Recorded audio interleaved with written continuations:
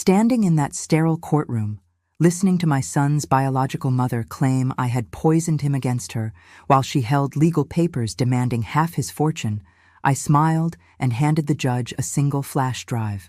"Your Honor, I think Tyler's own words will settle this matter quite nicely. What that drive contained would either vindicate 8 years of love or destroy everything we'd built together. Drop your city in the comments and don't forget to subscribe." Let's dive into the story. Let me tell you how we got here, because nothing about this case was what it seemed.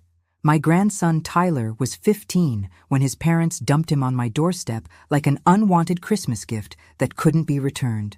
It was a Tuesday in March 2016, one of those bitter cold days where the wind cuts through your coat and straight into your bones.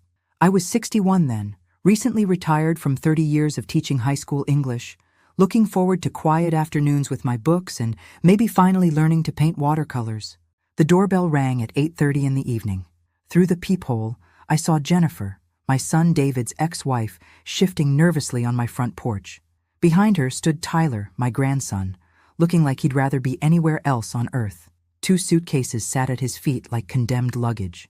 "Margaret," Jennifer said when I opened the door. Her voice had that fake sweetness she used when she wanted something. "We need to talk." I invited them in, though something in Jennifer's expression made my stomach tighten with worry. Tyler hadn't said a word, just stared at his shoes like they held the secrets of the universe. The kid was tall for 15, all elbows and knees, with his father's dark hair and his grandmother's stubborn jawline. "Coffee?" I offered, buying time to figure out what disaster had landed on my doorstep. "We can't stay long," Jennifer said, perching on the edge of my sofa like she might bolt at any moment. "Brad and I are moving to Portland. Tonight." Brad was husband number 3, a software developer who'd swept Jennifer off her feet 6 months earlier. I'd met him exactly once, at Tyler's birthday dinner, where he'd spent the entire meal checking his phone and interrupting every conversation to mention his startup's latest funding round. "Moving." I looked at Tyler, who was still studying his footwear like it was graduate-level coursework. "What about Tyler's school? His friends?" "That's why we're here," Jennifer said. And there it was, the tone I remembered from her marriage to my son. Sweet as honey, sharp as broken glass. "Tyler's decided he wants to live with you for a while." Decided. As if a 15-year-old had any choice when his mother was clearly about to abandon him. "Is that true, Tyler?" I asked. He finally looked up, and I saw my son David in those eyes. The same quiet intelligence, the same way of watching people to figure out what they really meant. "Yeah, Grandma, if it's okay with you." It wasn't a request, it was a plea. "The thing is," Jennifer continued, reaching into her designer purse, "we'll need you to sign some paperwork. Temporary guardianship just until we get settled in Portland and find Tyler a good school." She handed me a folder thick with legal documents. My teaching instincts kicked in immediately. When students brought me papers signed by their parents, I always read every word, carefully. "I'll need some time to review these," I said. Jennifer's smile became strained. "It's just standard stuff. Brad's lawyer prepared it. Nothing complicated." Nothing complicated. That should have been my first warning. "Tyler, honey," I said, "why don't you take your bags up to the spare room? You remember where it is?" He nodded and grabbed his suitcases. As he headed for the stairs, I caught his eye. 8 years of summer visits had taught us to communicate without words. His expression said everything I needed to know. He was scared, hurt, and trying not to show it. "Actually," Jennifer said, standing abruptly, "we really do need to get on the road. If you could just sign the guardianship papers, we'll handle the rest later." "Handle what rest?" But before I could ask, she was hugging Tyler goodbye with the kind of enthusiasm most people reserved for distant relatives at mandatory family reunions. "Be good for Grandma," she told him. "We'll call soon." They left in a cloud of expensive perfume and empty promises. Tyler and I watched from the window as their rental car disappeared into the night, taking his entire previous life with it. "Want to talk about it?" I asked. "Not really," he said. Then, after a moment, "They've been planning this for weeks. Found the apartment in Portland, arranged the job transfer. Brad thinks I'm complicated emotional baggage that would interfere with their fresh start." Complicated emotional baggage. A 15-year-old boy described like an unwieldy piece of luggage. "Well," I said, surprising myself with how calm I sounded, I guess that makes us roommates. Tyler almost smiled. Yeah, I guess it does. That night, after Tyler fell asleep in the spare room that would become his bedroom for the next 8 years, I sat at my kitchen table reading through Jennifer's paperwork by lamplight. What I found made my blood run cold. This wasn't temporary guardianship. This was full custody transfer, complete with clauses that would make it nearly impossible for Tyler to contact his parents unless they initiated it. They hadn't just abandoned him. They'd legally erased him from their lives. But there was something else in that folder, hidden behind the custody papers. A bank statement, obviously included by mistake, showing deposits that made no sense. Regular payments from an account I didn't recognize, all marked with the notation, TS Trust Distribution, Tyler's initials. Someone had been making payments into an account in Tyler's name, payments that Jennifer apparently had access to. The next morning, Tyler appeared in my kitchen at 6:30, showered and dressed like he was heading to school. He'd found my coffee maker and had 2 steaming mugs waiting on the counter. "Oh, couldn't sleep?" I asked. "Not really." He handed me a mug. "Grandma, I need to tell you something. About the money." My heart skipped. 15-year-olds weren't supposed to know about money, not the kind of money that required lawyers and trust accounts. "What money, sweetheart?" Tyler sat down across from me, looking older than his years. "My dad. My real dad, not David. He left me a trust fund when he died. It's supposed to pay for college, maybe graduate school. Mom's been using it for other things. David wasn't Tyler's biological father. I'd known that since the divorce, when the truth came out during custody proceedings. Tyler's real father had been killed in a car accident when Tyler was 3, leaving behind a substantial life insurance policy that went into trust for his son. How do you know about this? I overheard Mom and Brad talking last week. The trust fund administrator has been asking questions about the withdrawals. Apparently, the money's supposed to be used only for my education and basic living expenses. But Mom's been taking out thousands every month for other stuff. That explained the bank statement in Jennifer's paperwork. She wasn't just abandoning Tyler. She was running from the consequences of stealing his inheritance. "How much is left?" Tyler pulled out his phone and showed me a screenshot. "I accessed the account online last month. Username and password were my birth date and social security number. Mom never thought I'd be smart enough to figure it out." The balance made me whistle low. Even after Jennifer's unauthorized withdrawals, there was still over $200,000 in Tyler's education trust. "Tyler, this is serious. Your mother could go to jail for this." "I know." His voice was steady, matter of fact. "That's why they're really moving to Portland. Brad thinks if they establish residency in Oregon and claim I'm a runaway who refused to come with them, they can avoid prosecution." I stared at this remarkable kid who'd been forced to grow up too fast, who understood legal strategy and financial fraud at an age when most teenagers were worried about acne and homework. "What do you want to do?" "I want to stay here, with you. If you'll have me." "Of course I'll have you." "But Tyler, we need to do this properly. Legal guardianship, school enrollment, making sure your trust fund is protected." I already looked into it. He pulled out a folder from his backpack. "I've been researching emancipation laws and guardianship procedures. There's a lawyer downtown, Sarah Martinez, who specializes in cases where kids need protection from their parents. I found her website last week. This kid had been planning his own rescue operation while his mother planned his abandonment. You've been busy. I've had to be. That afternoon, we sat in Sarah Martinez's office while she reviewed Tyler's documentation with the sharp efficiency of someone who'd seen too many cases like this. Sarah was maybe 40, with kind eyes and the no-nonsense demeanor of someone who fought for kids every day.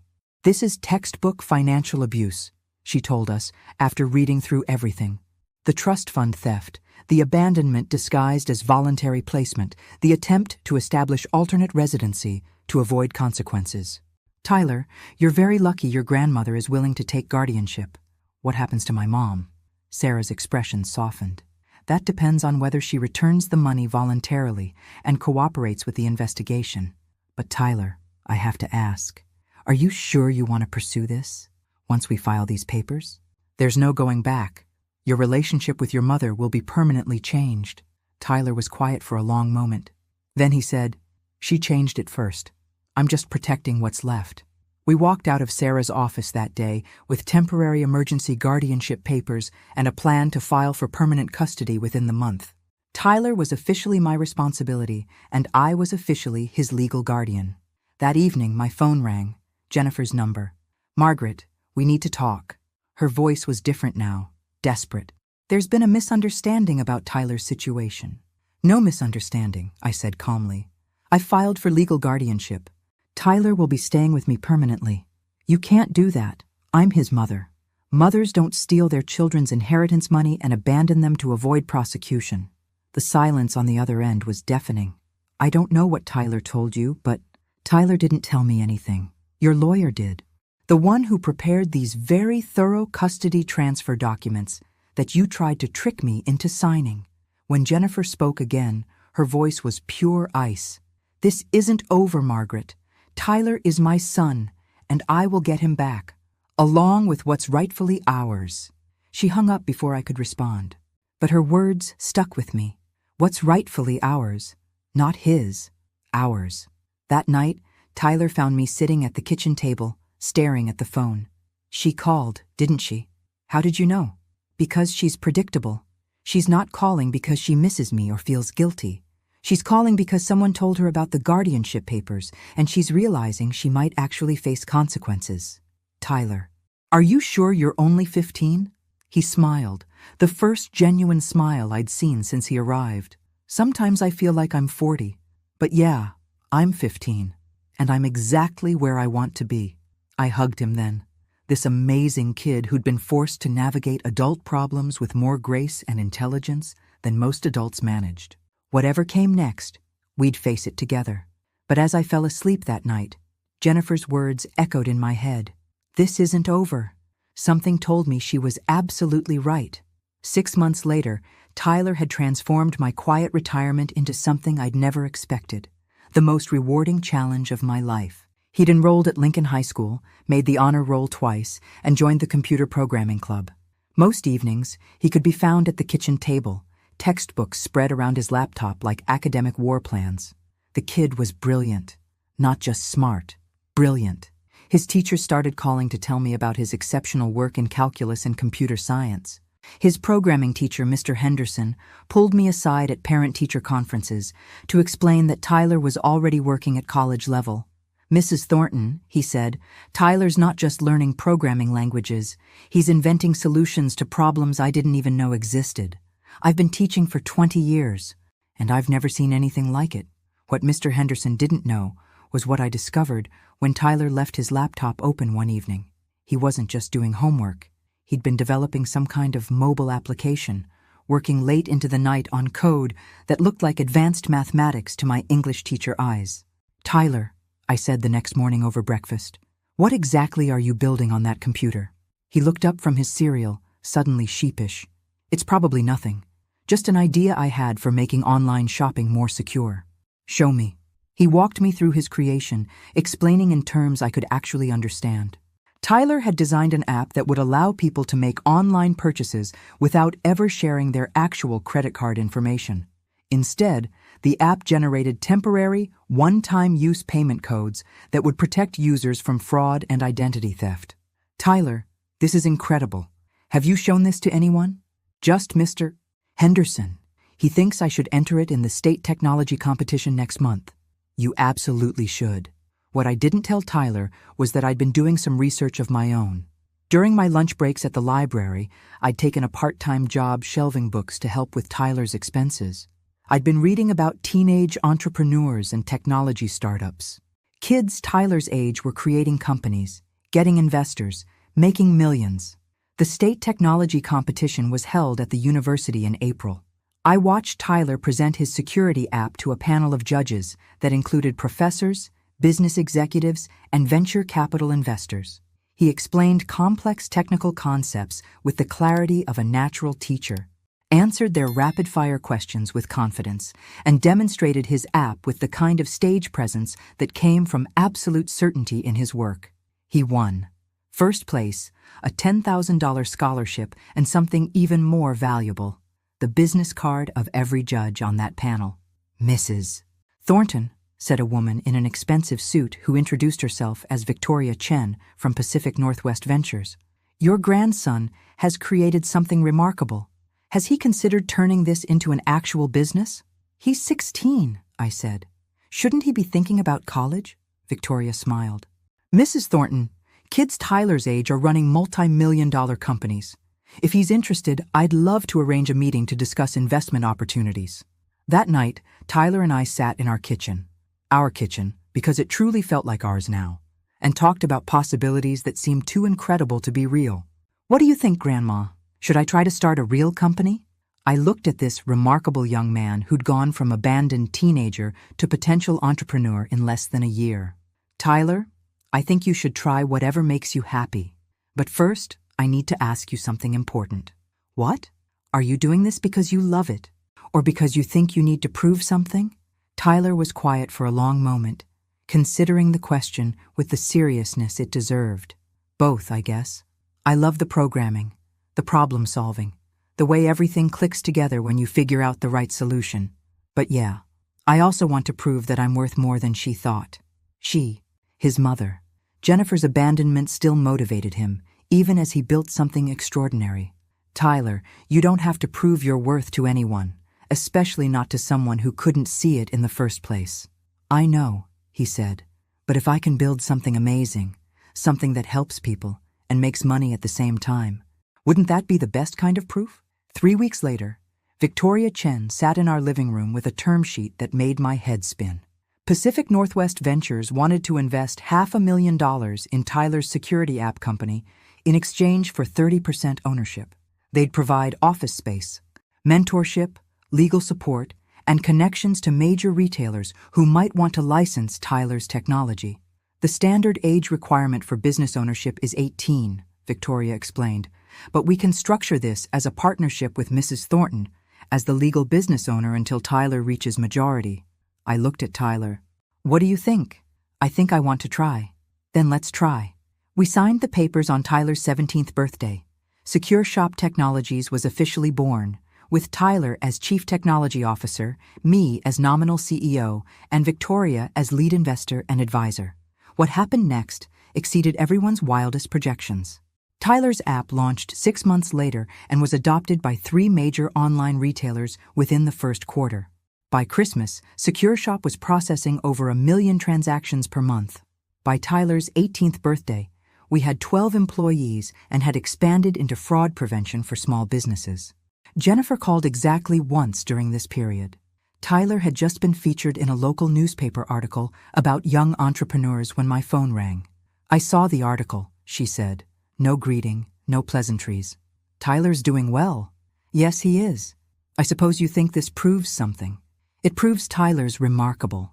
But I already knew that. I want to see him. You'll have to ask him yourself. He's 18 now. He makes his own decisions.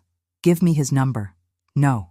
If you want to contact your son, you can figure out how to do it yourself, just like he had to figure out how to live without you. She hung up.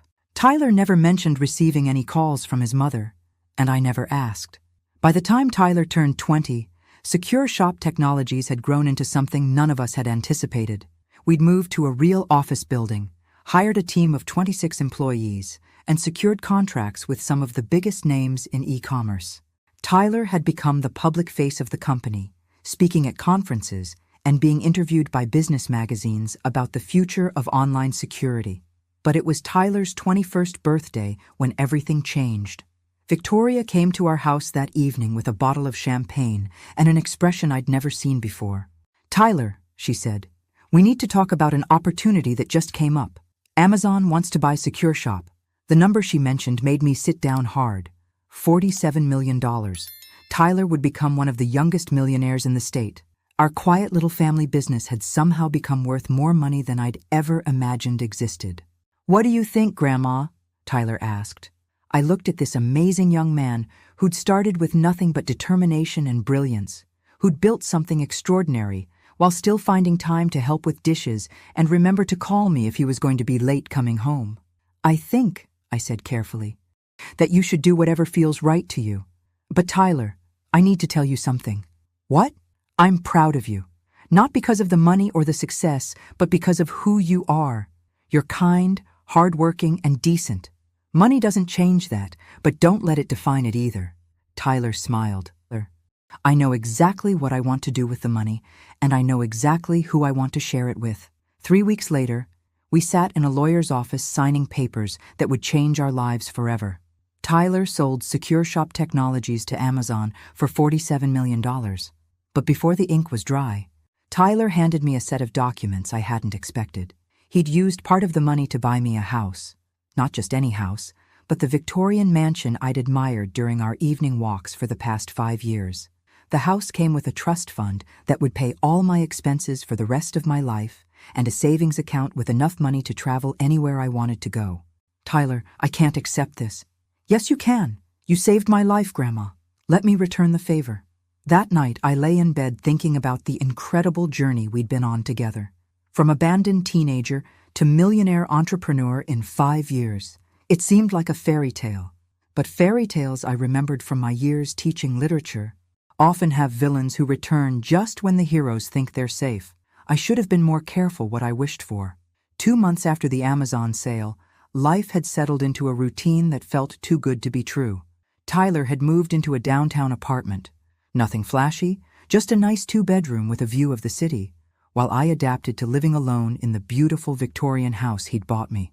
We still had dinner together twice a week, and he called every evening to check in. I'm 23, Grandma, he'd say when I worried about him living alone. Most people my age have been on their own for years. Most people your age aren't worth $47 million, I'd respond. Most of that money's invested. I live off a pretty modest allowance. Modest for a millionaire was still more than I'd ever imagined having. But Tyler had always been practical about money. He'd bought a reliable used car, filled his apartment with furniture from sensible stores, and his biggest splurges were donations to the local STEM education program and a very nice coffee machine. I should have known the calm wouldn't last. It was a Thursday morning in early November when my peaceful retirement exploded. I was in my garden, preparing the flower beds for winter, when a car I didn't recognize pulled into my driveway. A woman emerged from the passenger side, and even from a distance, I recognized the expensive highlights and designer clothing that had always been Jennifer's signatures. She looked good, rested, confident, like someone who'd spent the last 7 years convincing herself she'd made all the right choices. The man who got out of the driver's side was new, tall, silver-haired, wearing the kind of suit that whispered money rather than shouting it. I stood up slowly, brushing dirt from my gardening gloves. After 7 years of silence, Jennifer had apparently decided it was time to resurface. Hello, Margaret. Her voice was different now, more polished, like she'd been practicing professional conversations in expensive rooms. Jennifer, I didn't invite them closer, didn't suggest we go inside. Whatever this was, it could happen right here in my garden where the neighbors could see. This is my husband, Brad Caldwell. She gestured to the silver-haired man. Brad, this is Tyler's grandmother. Mrs. Thornton. Brad stepped forward with an practiced smile and an extended hand. I've heard so much about you. I didn't shake his hand. I wish I could say the same. The smile faltered slightly, but he recovered quickly. Lawyer, I thought. Or salesman. Someone used to dealing with hostile audiences. We were hoping to speak with you about Tyler, Jennifer said. Perhaps we could go inside. I think here is fine. Say what you came to say. Jennifer glanced around nervously, clearly uncomfortable with the public setting. Margaret, I know things ended badly between us. I made some mistakes, and I've regretted them every day since. Mistakes. Stealing your child's inheritance and abandoning him was a mistake, like forgetting to turn off the coffee pot or missing a dental appointment. I'd like to see Tyler, she continued, to apologize, to try to rebuild our relationship. You know where he lives. You know where he works. If you wanted to apologize, you could have done it any time in the last 7 years. Brad stepped forward, clearly taking over the conversation. Mrs. Thornton, Jennifer's been getting counseling, working through the issues that led to her poor decisions. She's ready to be a mother to Tyler now. Ready to be a mother. To a 23-year-old millionaire. What a remarkable coincidence. Tyler's an adult, I said. If he wants a relationship with his mother, that's his choice to make. Actually, Brad said, his voice taking on a slightly different tone, there's something else we need to discuss. We've been consulting with family law attorneys about Tyler's situation. My blood chilled. Here it came. You see, when Jennifer was going through her difficult period 8 years ago, she wasn't thinking clearly. The custody arrangements she made weren't really in Tyler's best interests. Tyler's custody was never transferred to Jennifer. She abandoned him. I filed for legal guardianship to protect him. That's where things get complicated, Brad continued smoothly. According to our research, you used Tyler's vulnerable emotional state to manipulate him into requesting guardianship, a technique called parental alienation. Parental alienation. I'd heard the term before, usually in bitter custody disputes where one parent convinced a child to reject the other. But Tyler hadn't needed convincing. He'd experienced his mother's choices firsthand. That's absurd, I said. Is it? Jennifer's voice was stronger now, like she'd found her script. Tyler was 15, traumatized by the move to Portland, convinced I was abandoning him. You took advantage of his confusion to turn him against me. I took advantage of nothing. You left him on my doorstep with signed custody papers. Papers I was pressured to sign under emotional duress, Brad said. Jennifer was struggling with depression, trying to cope with a new marriage and a major life change. She made the best decision she could with the information she had at the time. The revision of history was breathtaking. Jennifer had stolen from Tyler's trust fund, planned her exit strategy, and abandoned him to avoid prosecution. Now she was the victim of depression and my manipulation. What do you want? I asked. Brad smiled, and this time it reached his eyes. This was what he'd been building toward. We want Tyler back in Jennifer's life where he belongs. We're prepared to file a lawsuit claiming parental alienation and seeking restoration of Jennifer's parental rights. Tyler's 23 years old. The alienation began when he was a minor.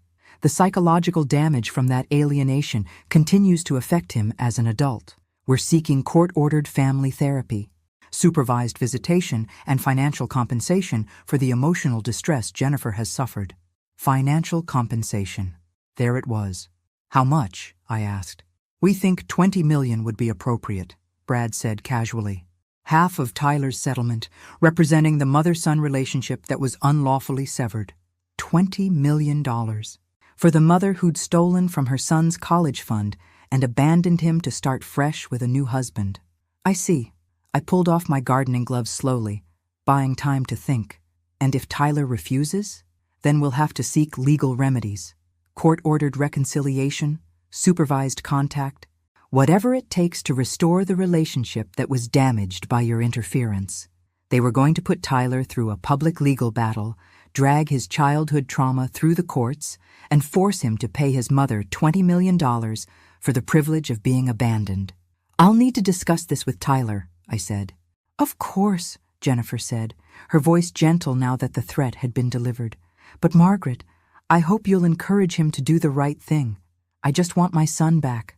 They drove away, leaving me standing in my garden with dirt under my fingernails and fury burning in my chest. I went inside and called Tyler immediately.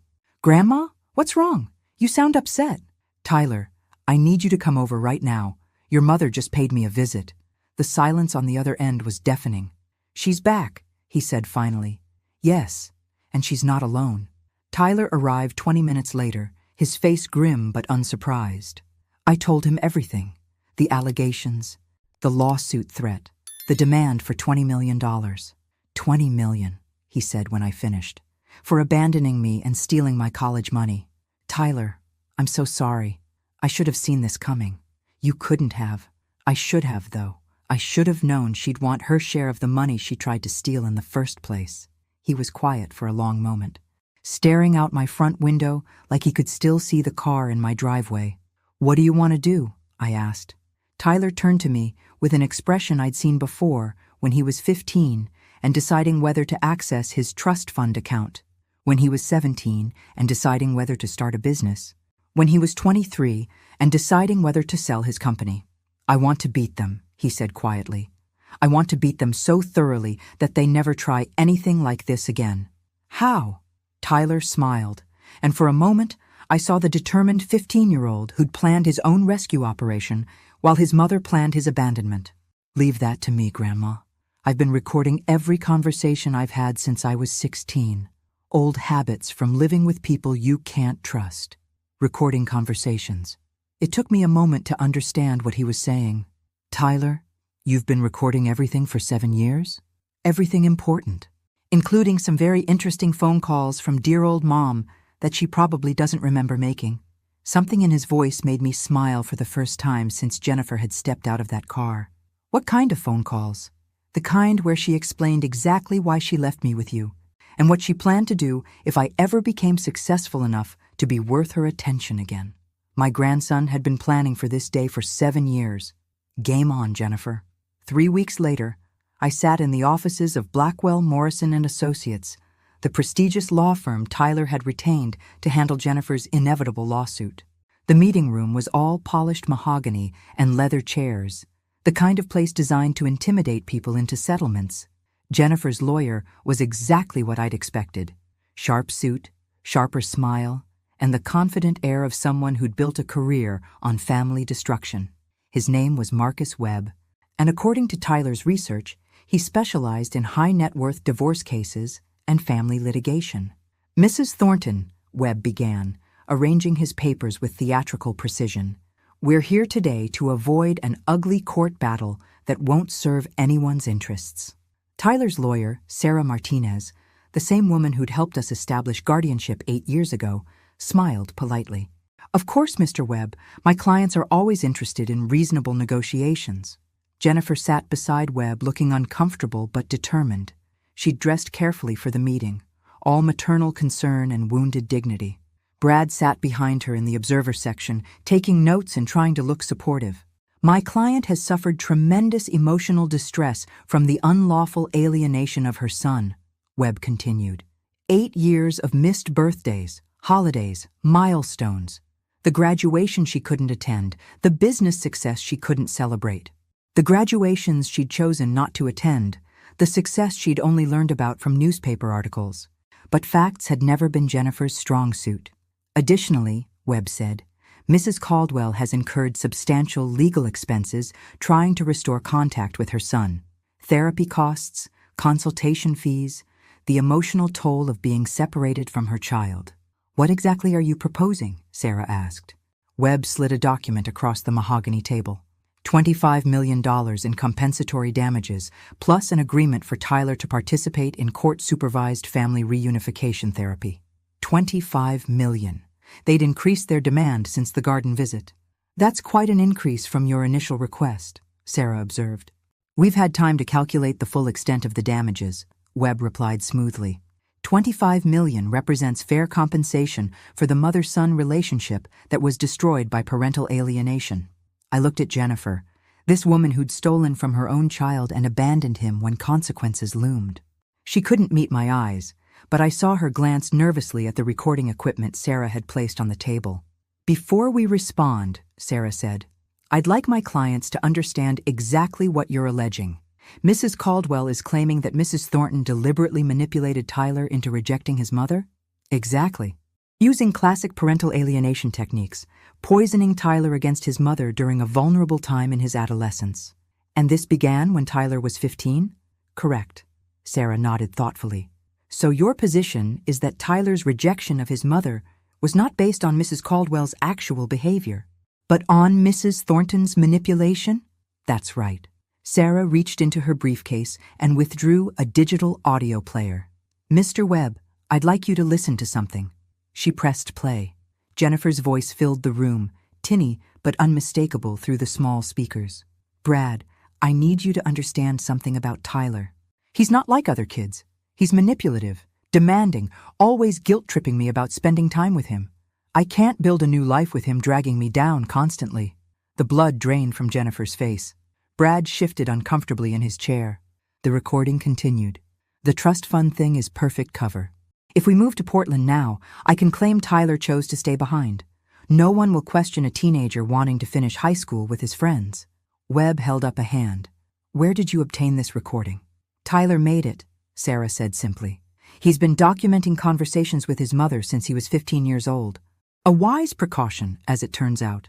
Tyler was secretly recording his mother? That's illegal in some states. Not in this state, Mr. Webb. And Tyler wasn't recording secretly. He informed his mother he was recording their conversations for his own protection. She chose to continue talking. Sarah pressed play again. This time the voice was clearer, More recent. Brad, if Tyler ever makes serious money, we need to be positioned to get our share. I gave birth to him, raised him for 15 years. I deserve compensation for what that investment cost me. Investment. Jennifer had called raising her son an investment. The recording continued. The key is timing. We can't wait too long after he gets money, or it looks opportunistic. But we need him established enough that there's real money to fight for. When was this recorded? Webb asked, his voice noticeably strained. 6 months ago, Sarah replied. 2 months before Tyler sold his company. Apparently, Mrs. Caldwell had been monitoring his business success and planning her legal strategy well in advance. I watched Jennifer's face crumble as her own words destroyed the carefully constructed narrative of maternal love and alienation. These weren't the words of a grieving mother. These were the words of someone calculating profit from her own child's success. But Sarah wasn't finished. She produced another device, a tablet this time, and placed it in the center of the table. Mr. Webb, I have 17 hours of recorded conversations between Tyler and his mother from the time he was 15 until she moved to Portland. Would you like to hear Tyler begging his mother not to leave him? Or perhaps the conversation where Mrs. Caldwell explained that Tyler was too expensive to take to Portland? Webb was frantically shuffling through his papers now, looking for some way to salvage his case. These recordings could be edited, taken out of context. They could be, Sarah agreed. That's why we had them independently authenticated by a digital forensics expert. Each recording is time-stamped and verified as unedited. She placed a thick folder on the table. We also have Mrs. Caldwell's financial records from the period in question, showing unauthorized withdrawals from Tyler's trust fund totaling over $80,000. Withdrawal authorizations she forged by practicing Tyler's signature. Jennifer made a small sound, somewhere between a gasp and a sob. Additionally, Sarah continued, we have evidence that Mrs. Caldwell has used similar tactics in previous relationships. Court records from her divorce from Tyler's father show a pattern of financial manipulation and false allegations. The room was silent, except for the whisper of papers and Brad's increasingly agitated note-taking. Webb looked like a man watching his case dissolve in real time. Mrs. Caldwell, Sarah said directly to Jennifer, Tyler has asked me to convey a message to you. Jennifer looked up with desperate hope, like she thought her son might still throw her a financial lifeline. Sarah activated the tablet, and Tyler's voice filled the room. Clear, calm, and utterly final. Mom, if you're hearing this, it means you've decided to try to extort money from me instead of simply apologizing for what you did. I want you to know that I remember everything. Every conversation, every broken promise, every time you chose your own convenience over my well-being. Jennifer started crying. But Tyler's recorded voice continued without mercy. I also want you to know that I've been successful despite you, not because of you. Every achievement, every dollar I've earned, every day I've been happy has been possible because Grandma gave me the stability and love you never could. The recording paused, and in the silence, I could hear Jennifer's ragged breathing. If you pursue this lawsuit, I will make every recording public. Every news outlet, every business publication, every social media platform will know exactly what kind of mother you really were. Your choice. Sarah reached over and stopped the playback. The room was dead quiet. Webb cleared his throat. Perhaps we should take a brief recess to discuss. No, Jennifer said, her voice barely above a whisper. No, I can't do this. She stood up abruptly, gathered her purse, and walked out of the conference room without another word. Brad hurried after her, leaving Webb sitting alone with his useless legal papers. Mr. Webb, Sarah said politely, I assume we can consider this matter closed? Webb nodded, already packing his briefcase. Yes, closed. After everyone left, Sarah and I sat in the sudden quiet of the conference room. Well, she said, that went better than expected. Tyler really has recordings of everything? Sarah smiled. Tyler has been documenting his life since he was 15. Not just the conversations with his mother, but everything important. School achievements, business milestones, every significant decision he's made. She handed me a small device, like a high-end digital recorder. He wanted you to have this. It's a compilation he made last week after Jennifer's first visit. He calls it The Evidence of Everything. I turned the device over in my hands, amazed by the weight of 8 years of documented truth. "He's remarkable, you know," Sarah continued. "Most people would be destroyed by that kind of childhood trauma. Tyler turned it into motivation to build something incredible. He's always been special. Yes, but more than that. He's learned how to protect what matters to him. That takes wisdom most adults never develop." That evening, Tyler came over for our weekly dinner. He seemed lighter somehow, like a weight had been lifted from his shoulders. "How do you feel?" I asked as we sat down to pot roast and mashed potatoes, the same meal I'd made for our first dinner together 8 years ago. "Free," he said simply. "For the first time since I was 15, I don't have to worry about when she might show up and try to destroy what we've built." "Do you think she'll try again?" Tyler shook his head. "No. Mom's not brave enough for a public fight when she knows she'll lose. She'll disappear again, probably forever this time." We ate in comfortable silence for a while, two people who'd learned to be a family in the most unlikely circumstances. "Tyler," I said finally, "I need to ask you something." "What?" "Do you ever regret staying with me instead of going to Portland?" Tyler looked at me with the same serious expression he'd worn at 15 when I'd asked if he wanted to live with me. "Grandma, staying with you didn't just save my life. It gave me one worth living."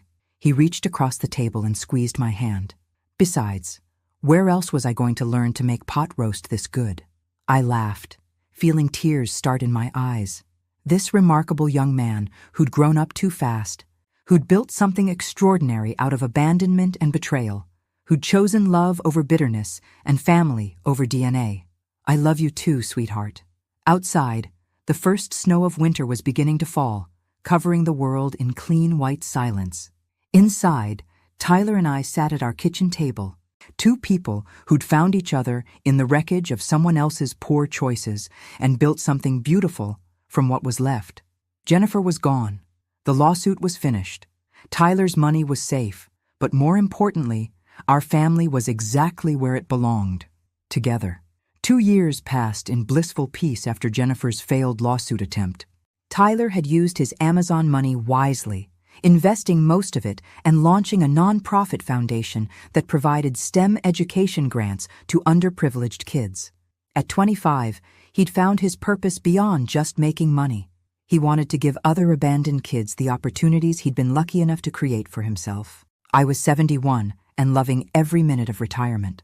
My Victorian house had become a gathering place for Tyler's friends, many of them young entrepreneurs who treated me like everyone's favorite grandmother. Sunday dinners regularly included 6 or 7 brilliant 20-somethings who'd debate technology trends while helping with dishes. "Maggie," Tyler said one evening after everyone had left, "have you ever thought about writing a book?" I looked up from loading the dishwasher. "What kind of book?" "About everything. The guardianship process, dealing with family court, helping kids navigate difficult family situations. You could help a lot of people." The idea had actually occurred to me. Over the years, I'd received calls from other grandparents and relatives who'd taken in abandoned children, looking for advice on legal procedures and emotional support. "Maybe," I said, "though I'm not sure anyone would want to read about our drama." "Are you kidding? Grandma, you saved a kid, helped him build a multi-million-dollar company, and defeated a frivolous lawsuit with secret recordings. That's not drama. That's inspiration." That's when my phone rang. Unknown number, but something made me answer. "Is this Margaret Thornton?" "Yes, who's calling?" "My name is Detective Linda Morrison with Portland Police. I'm calling about Jennifer Caldwell.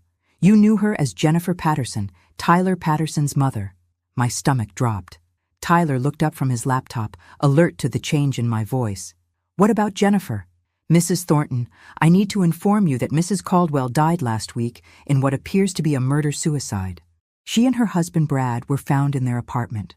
We're trying to notify family members." The phone felt heavy in my hand. Jennifer was dead.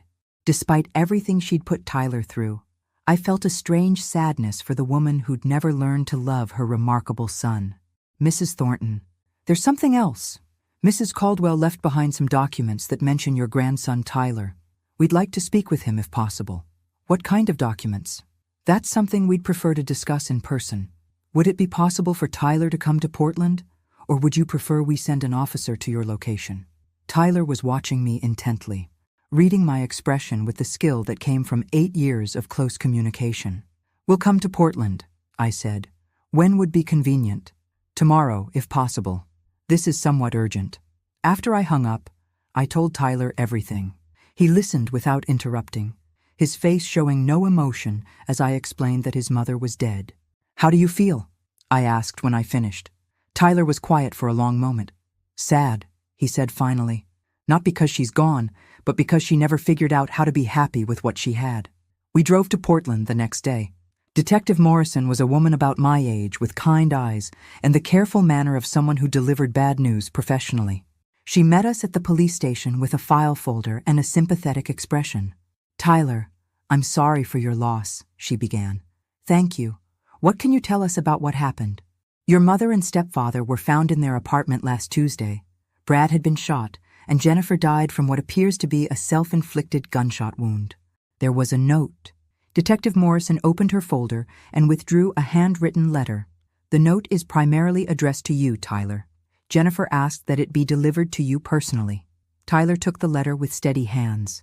I watched his face as he read, seeing his expression change from curiosity to confusion to something I couldn't identify. "What does it say?" I asked. Tyler handed me the letter without a word.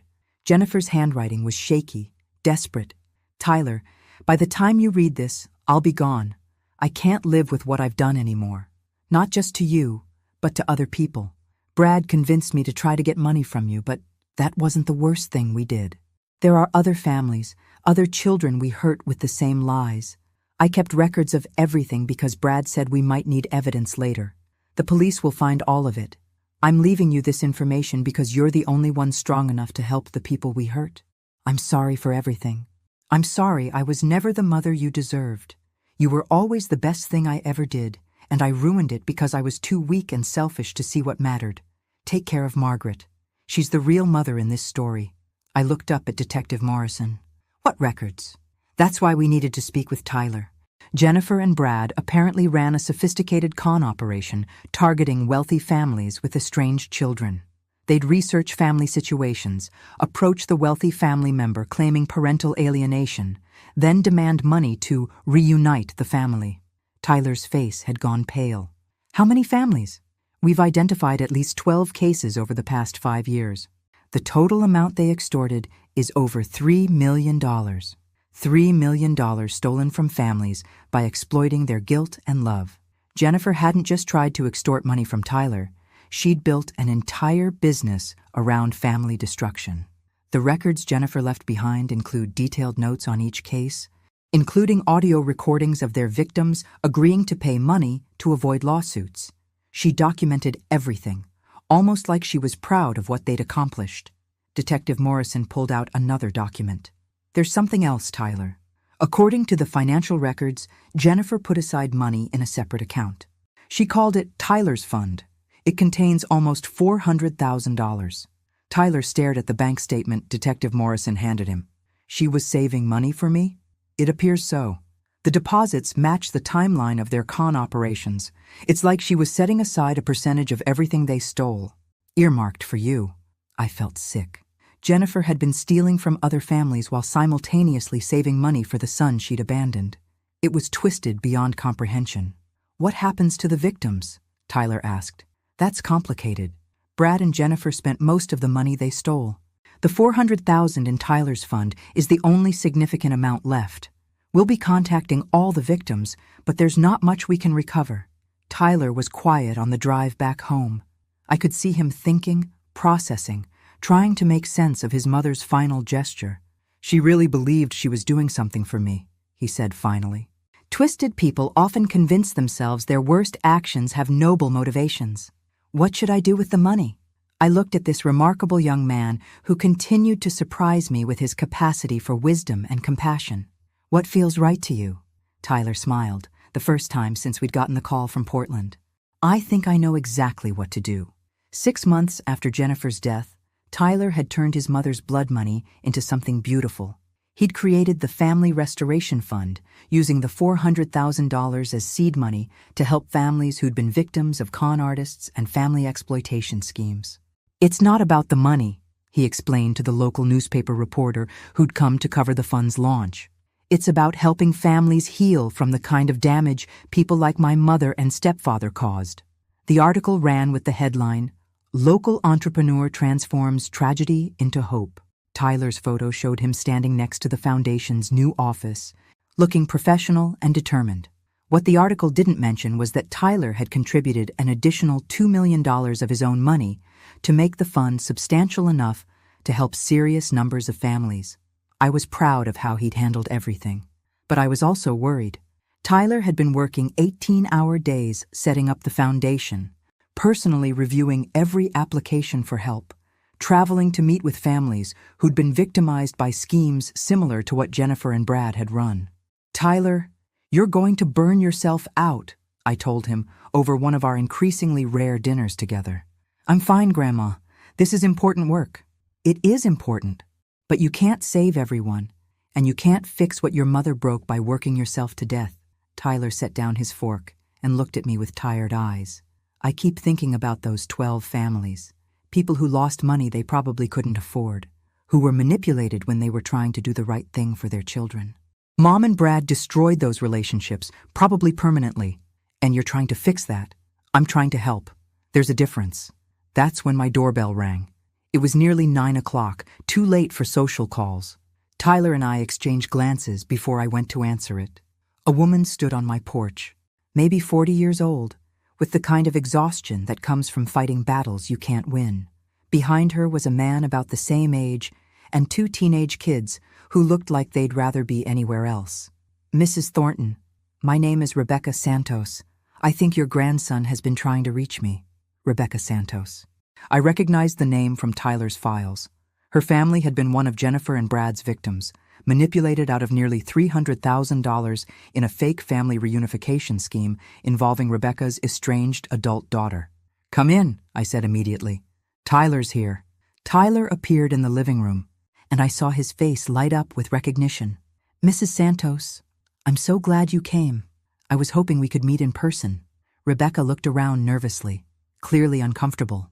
"Mr. Patterson, I appreciate what you're trying to do with the foundation, but I can't accept charity money, especially not from—" She trailed off. But the meaning was clear. Not from the son of the woman who'd destroyed her family. "It's not charity," Tyler said gently. "And it's not just my money. The foundation has received donations from dozens of people who want to help families recover from this kind of fraud." Rebecca's husband stepped forward and, "Son, you seem like a good kid, but taking money from you feels wrong. Your mother and her husband stole from us, but that's not your fault. You don't owe us anything." "You're right," Tyler said. "I don't owe you anything, but I want to help anyway." He gestured to the seating area. "Would you mind sitting down for a few minutes? I'd like to tell you something about why this matters to me." The Santos family settled uncomfortably on my sofa, while Tyler pulled up a chair facing them. "Mrs. Santos, my mother abandoned me when I was 15. Left me with my grandmother, and disappeared for 8 years.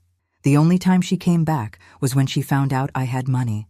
And then she tried to extort $25 million from me using the same lies she used on your family." Rebecca's expression softened slightly. "I built a successful business, sold it for a lot of money, and I've been lucky enough to have opportunities most people never get. But none of that changes the fact that my mother spent years hurting families like yours while pretending it was somehow connected to loving me." Tyler leaned forward. "Mrs. Santos, I can't fix what my mother did. I can't give you back the relationship with your daughter or undo the pain your family went through.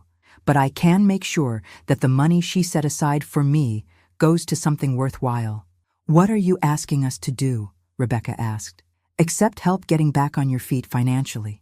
Let the foundation pay for family counseling if you want to try to repair the relationship with your daughter. Take advantage of the legal resources we've assembled to help families navigate these situations." Rebecca started crying. "She destroyed everything. We haven't talked to Maria in 2 years. She thinks we chose money over her, and we can't convince her that we were trying to help her get out of an abusive relationship. The foundation works with counselors who specialize in repairing relationships after family fraud," Tyler said. "We can't promise anything, but we've seen families reconnect when they have the right support." Rebecca's husband, who'd been silent since they sat down, finally spoke. "Why are you doing this? Really?" Tyler was quiet for a moment, gathering his thoughts. "Because I got lucky. I had my grandmother to protect me when my mother couldn't be trusted. Maria didn't have that. She only saw her parents seemingly choosing money over her well-being. If we can help your family heal, maybe one person won't grow up thinking their parents never loved them. That night, after the Santos family left with foundation paperwork and appointment information for family counseling, Tyler and I sat in my living room talking. "How many families have you helped so far?" I asked. 8. 3 have been able to reconnect with their estranged children, 4 are working through counseling, and 1 family decided they were better off apart, but at least now they understand what really happened. "And how are you holding up?" Tyler smiled ruefully. "Some days are harder than others. It's difficult hearing the same story over and over, knowing my mother was responsible for so much pain." "Tyler, you know this isn't your fault, right?" "I know, but it's still my responsibility." "Why?" "Because I'm the only one left who can do anything about it." I looked at this extraordinary young man who'd taken his mother's legacy of destruction and transformed it into a force for healing. At 25, he was more mature and compassionate than most people became in a lifetime. "I'm proud of you," I said, "even though I'm obsessed with fixing things I can't really fix, especially because of that." Tyler laughed. "Grandma, can I ask you something?" "Of course. Do you ever wonder what would have happened if Mom had actually been a good mother? If she'd stayed and been the parent I needed?" I considered the question seriously. "Honestly, I think you would have been successful no matter what. You have something inside you that doesn't depend on other people's choices. But would I have been happy? I don't know. But Tyler, happiness isn't something that gets decided by your childhood. It's something you build every day by choosing what matters to you." Tyler nodded thoughtfully. "Then I guess I'm building pretty well." "Yes," I said. "You definitely are." The call came on a Tuesday morning in October, 3 years after Jennifer's death. I was in my garden, enjoying the autumn colors and the peaceful routine of retirement, when my phone rang with a number I didn't recognize. "Mrs. Thornton, this is Amanda Chen from the Seattle Times. I'm calling about a story I'm working on concerning your grandson, Tyler Patterson." My blood chilled. Tyler had built a reputation as a private person despite his business success. He donated anonymously when possible and avoided the kind of publicity that attracted unwanted attention. "What kind of story?" "I'm investigating allegations that Tyler's foundation has been misusing donated funds. We've received documents suggesting financial irregularities and possible fraud." The words hit me like a physical blow. Tyler's foundation was his proudest accomplishment, the way he'd chosen to honor the families his mother had destroyed. "What kind of allegations?" "I'd prefer to discuss this in person. Could we arrange a meeting?" "I'll need to speak with Tyler first." "Mrs. Thornton, I should mention that we've already reached out to Tyler's office, but he's been unavailable for comment. We're planning to run the story tomorrow, whether we hear from him or not." After Amanda Chen hung up, I called Tyler immediately. His phone went straight to voicemail. I tried his office and was told he was in meetings all day and couldn't be interrupted. Something was wrong. I drove to Tyler's office building downtown, prepared to march through whatever meetings were necessary to reach him. But when I arrived at his foundation's floor, I found chaos. Boxes of documents were being carried out by people in suits I didn't recognize. "Excuse me," I said to a woman directing the document removal. "What's happening here?" She looked up from her clipboard. "Federal audit. Are you family?" "I'm Tyler Patterson's grandmother." Her expression softened slightly. "Mrs. Thornton, I think you should know that Mr. Patterson was arrested this morning." Arrested. Tyler was in jail. On what charges? Fraud, embezzlement, money laundering. The foundation is under federal investigation. I drove to the federal courthouse in a daze, trying to process what I'd learned. Tyler arrested for fraud. The foundation being dismantled. None of it made sense. At the courthouse, I found Tyler's lawyer, Sarah Martinez, looking grim and exhausted. "Margaret, thank God you're here. This is a disaster." "What happened?" "Someone has been systematically setting Tyler up for months. Fake documents, forged financial records, manipulated bank statements. It's an incredibly sophisticated frame job." "Who would do this?" Sarah handed me a folder. "That's what we're trying to figure out. But Margaret, there's something you need to know. The evidence is very convincing. If we can't prove Tyler's innocence, he could go to prison for 20 years. I opened the folder and stared at bank records that showed large sums of money being transferred from the foundation's account to Tyler's personal accounts. Invoices for personal expenses paid with foundation funds. Contracts for services that were never provided. This is all fake? We believe so, but proving it won't be easy. Whoever did this has been planning for a long time. That evening, Tyler was released on bail. When he arrived at my house, he looked older than his 28 years, worn down by a day of interrogation and the knowledge that everything he'd built was being destroyed. Grandma, I didn't do any of this. You have to know that. Of course you didn't. Tyler, we're going to fight this and we're going to win. The evidence is overwhelming. They have bank records, email correspondence, even recorded phone calls of me supposedly authorizing fraudulent transactions. Recorded phone calls? Tyler's expression darkened. Voice recordings that sound exactly like me, authorizing transfers of foundation money to personal accounts I've never seen before. A chill ran down my spine. Tyler, do you remember what you told me about recording everything important? Yeah, why? Because someone else has been recording you too. Someone who's had access to your voice for years, who could create fake recordings using your actual words. Tyler stared at me. But who would have that kind of access? I thought about Jennifer's final letter, about the meticulous records she'd kept, about the sophisticated con operation she and Brad had run for years. Tyler, what if Jennifer and Brad weren't working alone? What if they had partners who survived when they didn't? Sarah leaned forward. That's actually possible. The federal investigators mentioned that Jennifer's records included references to other people involved in their con operation. Other people who might want revenge against Tyler for exposing the scheme, or who might want to destroy Tyler's reputation to discredit the foundation and stop it from helping their other victims, Sarah added. Tyler was quiet for a long moment. If that's true, then this isn't just about framing me. It's about protecting an ongoing criminal operation by eliminating the one person who's been actively helping their victims. Which means, I said, whoever's doing this won't stop until either you're in prison or the foundation is completely discredited. Tyler looked at both of us with the same determined expression I'd seen when he was 15 and planning to take control of his trust fund. Then we better figure out who they are before they succeed. The breakthrough came from an unexpected source. 3 days after Tyler's arrest, Rebecca Santos called me with information that changed everything. Mrs. Thornton, I've been following the news about Tyler. I don't believe for a second that he's guilty of what they're saying. Thank you. Rebecca, we're working on proving his innocence. That's why I'm calling. After Tyler helped our family reconnect with Maria, she told us something I think you need to know. Rebecca's voice was tense with excitement. Maria remembered meeting a man during the time when Jennifer and Brad were manipulating our family. A man who seemed to know intimate details about Tyler's business and personal life. My heart started racing. What kind of details? Details that only someone very close to Tyler would know. Maria said this man talked about Tyler's daily routines, his friends, his business meetings.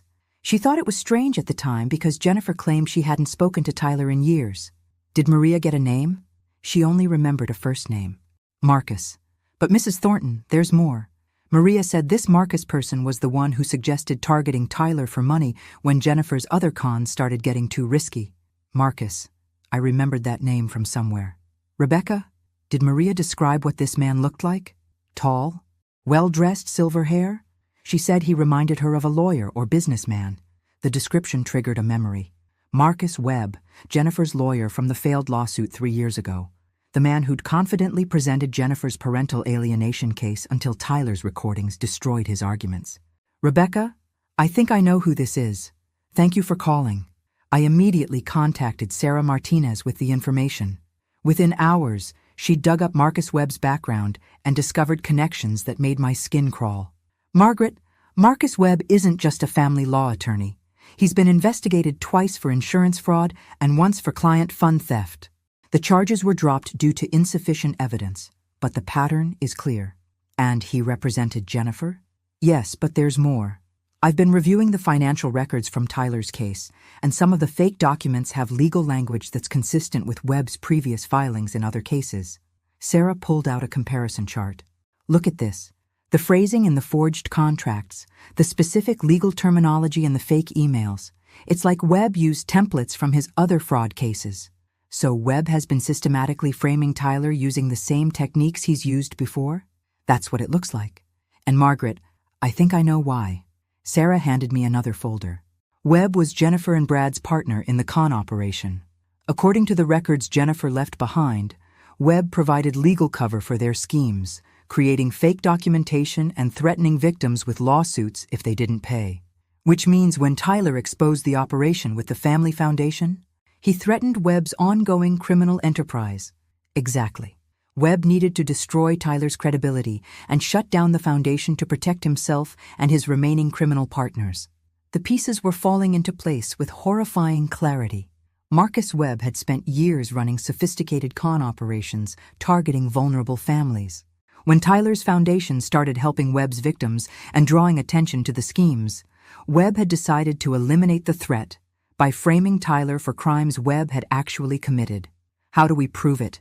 Sarah smiled grimly. The same way Tyler originally defeated Jennifer, with recordings. Tyler's been recording his business conversations? Better than that. The foundation's office has security cameras and audio recording in every room. It's standard practice for nonprofits handling large amounts of money. I felt a surge of hope. So, we have proof that Tyler wasn't making the phone calls or authorizing the transactions? We should. But Margaret, there's a problem.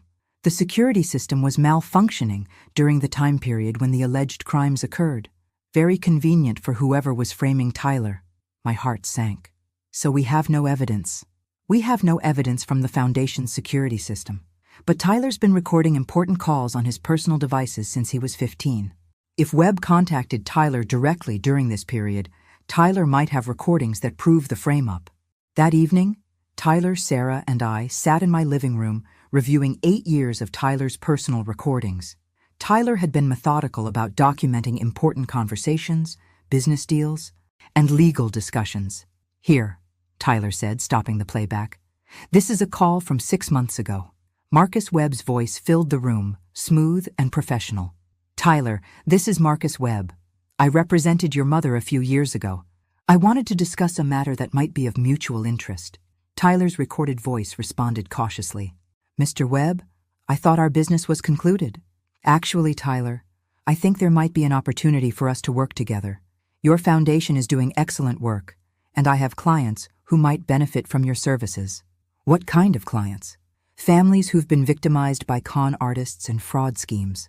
People who need exactly the kind of help your foundation provides. I felt sick listening to Webb's manipulation.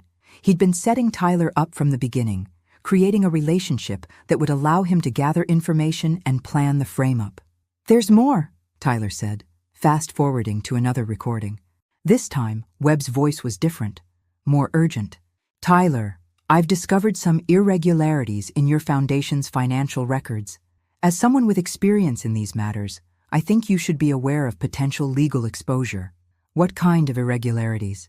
Transactions that could be interpreted as personal use of foundation funds. I'm sure it's just bookkeeping errors, but in the current regulatory environment, even innocent mistakes can trigger federal investigation. Tyler's voice on the recording was clearly confused. Mr. Webb, I review all foundation expenditures personally. I haven't authorized any personal transactions. I'm sure you haven't. But Tyler, sometimes people close to you can make mistakes that reflect badly on your leadership.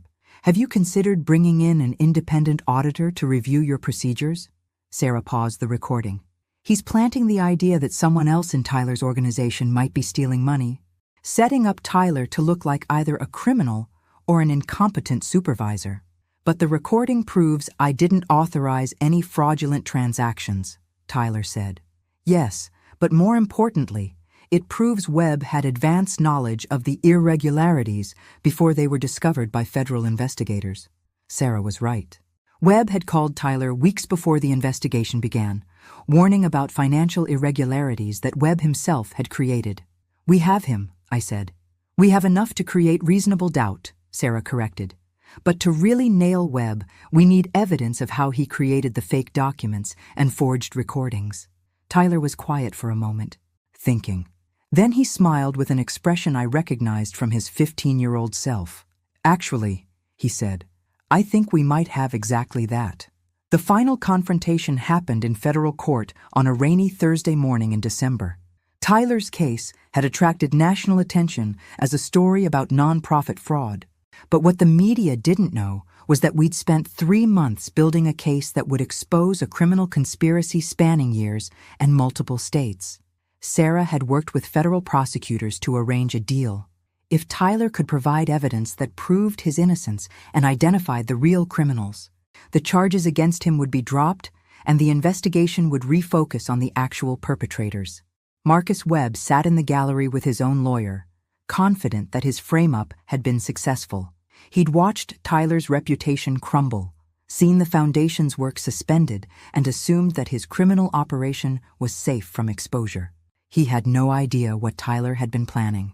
"Your Honor," Sarah began, "we're here today not just to prove Tyler Patterson's innocence, but to expose a criminal conspiracy that has victimized dozens of families across multiple states." She activated a laptop connected to the courtroom's audio system. "I'd like to present evidence that Mr. Patterson has been systematically framed by the real perpetrators of the crimes he's been charged with." The first recording was Marcus Webb's voice from 3 months earlier, but this wasn't one of his calls to Tyler. This was Webb talking to someone else, someone whose voice I didn't recognize. "The Patterson kid is becoming a problem. His foundation is helping too many of our old victims reconnect with their families. If they start comparing notes, they'll realize the scope of what we've been doing." The unknown voice responded, "What do you want to do about it? Frame him. Make it look like he's been stealing from his own foundation. I've got enough access to his financial records to create convincing documentation." Webb's face in the gallery had gone white. He leaned over to whisper frantically to his lawyer. Sarah continued playing recordings, Webb discussing how to forge Tyler's signature on fraudulent documents. Webb explaining how to manipulate bank records to show transfers that never happened. Webb arranging for fake voice recordings to be created using Tyler's actual words from legitimate phone calls. "How did you obtain these recordings?" the prosecutor asked Sarah. "Mr. Patterson placed them.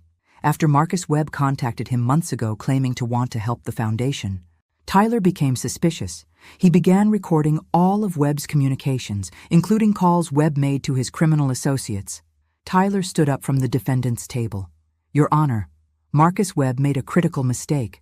When he contacted me claiming he wanted to help the foundation, he gave me his personal cell phone number. I used that number to trace his communications." "What kind of communications?" "Webb has been coordinating an ongoing criminal enterprise targeting vulnerable families through fake legal schemes. I worked with a private investigator to monitor his activities and document his crimes." Sarah handed a thick folder to the prosecutor. "This contains evidence of 17 separate fraud schemes orchestrated by Webb and his associates over the past 6 years.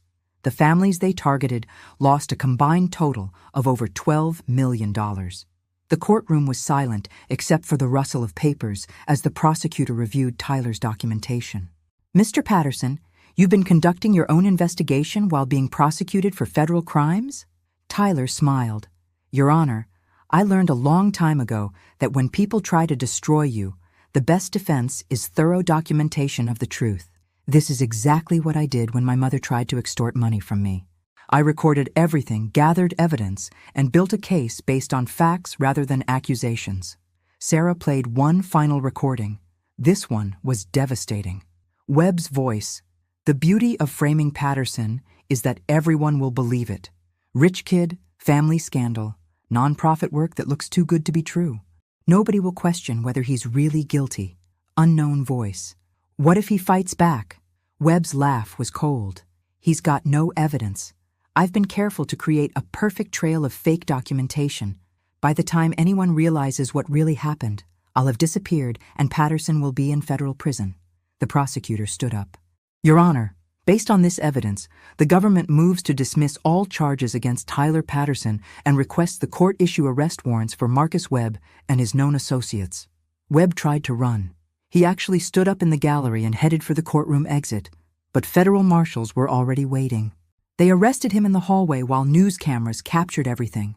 3 hours later, Tyler and I sat in Sarah's office, watching news coverage of Webb's arrest and the revelation that Tyler had been framed by the same criminal network his foundation had been working to expose. "How does it feel to be vindicated?" Sarah asked. Tyler was quiet for a moment, relieved, but also angry that it took so long to expose what Webb was doing to families. "Tyler, you helped 12 families reconnect with their children. You exposed a criminal operation that was stealing millions of dollars.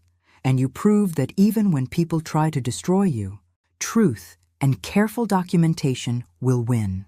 I looked at my grandson, this remarkable man who'd faced abandonment, extortion, and false prosecution with grace and determination. At 28, he'd built something meaningful from the wreckage of his childhood and had the wisdom to document everything that mattered. "What happens to the foundation now?" I asked. Tyler smiled. "We rebuild it. Better security, more oversight, and a new mission." "What kind of new mission?" "Helping kids who've been abandoned or betrayed by their families. Kids who need someone to believe in them and give them opportunities to build something extraordinary." I felt tears start in my eyes. This amazing young man who'd started with nothing but determination and brilliance had decided to use his success to save other kids like himself. "Tyler, I'm so proud of you. Grandma, I couldn't have done any of this without you. When I was 15 and my whole world fell apart, you gave me stability and love. Everything I've accomplished since then has been possible because you showed me what family really means." That evening, we sat in my kitchen eating pot roast and mashed potatoes, the same meal we'd shared for 13 years since that first night when Tyler arrived on my doorstep with 2 suitcases and a scared expression. "Tyler, can I ask you something?" "Of course. Do you ever wish things had been different? That your mother had been the parent you needed?" Tyler considered the question seriously. "Sometimes. But then I think about everything that's happened since I came to live with you. The education I got, the business I built, the families I've been able to help. None of that would have happened if my life had been easier. And how do you feel about that?" "I feel grateful, not for the pain, but for what I learned from surviving it. And most of all, I feel grateful that when my biological family failed me, I found my real family." He reached across the table and squeezed my hand. "Grandma, you didn't just save my life. You taught me how to build a life worth living." Outside, snow was beginning to fall again, covering the world in clean white silence. Inside, Tyler and I sat at our kitchen table, 2 people who'd found each other in the wreckage of other people's poor choices and built something extraordinary from what was left. Marcus Webb was in federal custody. The criminal network had been exposed. The families they'd victimized were getting help and justice. But most importantly, Tyler had proven something that couldn't be measured in money or legal victories. That love, properly given, creates people who change the world. "I love you too, sweetheart," I said. And in that moment, sitting in our warm kitchen while snow fell outside, I knew that everything we'd been through together had led to this perfect conclusion, a family that chose each other and refused to let anyone destroy what we'd built. The case was closed. The money was safe. The family was exactly where it belonged, together forever.